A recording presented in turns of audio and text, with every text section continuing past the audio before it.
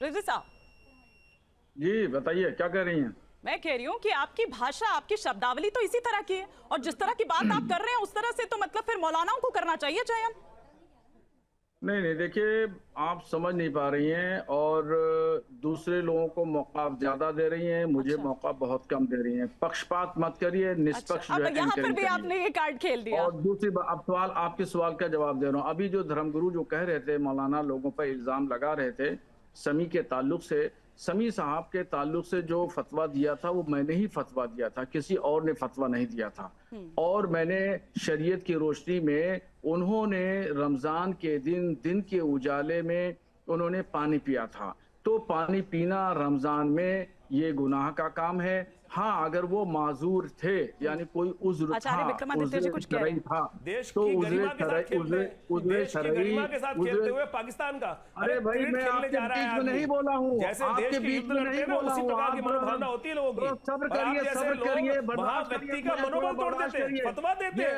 अरे भाई, फतवा देने वाले, अरे फतवा काम देना है, आप किसी और चीज में जाके तो आप आतंकवादियों के खिलाफ फतवा नहीं देते, आप किसी और के खिलाफ फतवा नहीं देते। क्रिकेट खेलने जा रहा है बेचारा आदमी, उसके खिलाफ फतवा दे रहे हो कि भाई थूक क्यों निकल लिया, रोजा नहीं रखा, ये नहीं रखा, वो नहीं रखा। बरगलाने की आदत छोड़ दो, ये स्थिति है तो नहीं तो पाकिस्तान चले जाओ, पाकिस्तान की सपोर्ट करो खुल के। आपका तो टारगेट है कि पाकिस्तान जीते, आप तो वो लोग हो जो पाकिस्तान जीतता है तो मिठाई बांटते थे, मिठाई बांटते थे इस देश के अंदर। आपको तो इस देश को तोड़ना है, तोड़ते रहेंगे, तोड़ते रहेंगे, तोड़ते रहेंगे। आपका खेल पूरे देश को पता है, आपके नवाबजादों का खेल पता है, वर्क साहब का खेल पता है, पूरे खेल में जिस प्रकार से पूरे पाकिस्तान में शरीयत लागू होती है, और आपको नहीं लागू होती है।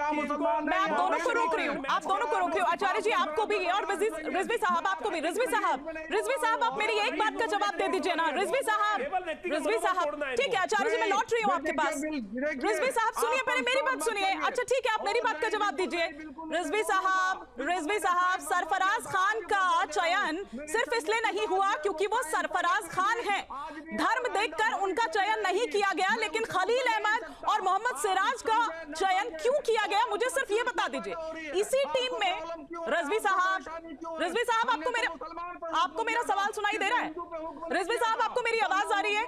रिजवी साहब, यूं धारा प्रवाह बोलने से कुछ नहीं होगा, आपकी बात सही साबित नहीं हो जाएगी, और आप बांटने का जो अपना ये एजेंडा चला रहे हैं वो कभी भी आप उसको मुकम्मल नहीं कर पाएंगे। मैंने आपसे ये पूछा कि सरफराज खान का चयन अगर इसलिए नहीं हुआ कि वो सरफराज खान है, वहां धर्म था, वहां सरनेम जो भी आप कहिए, तो फिर खलील अहमद और मोहम्मद सिराज का इसी टीम में चयन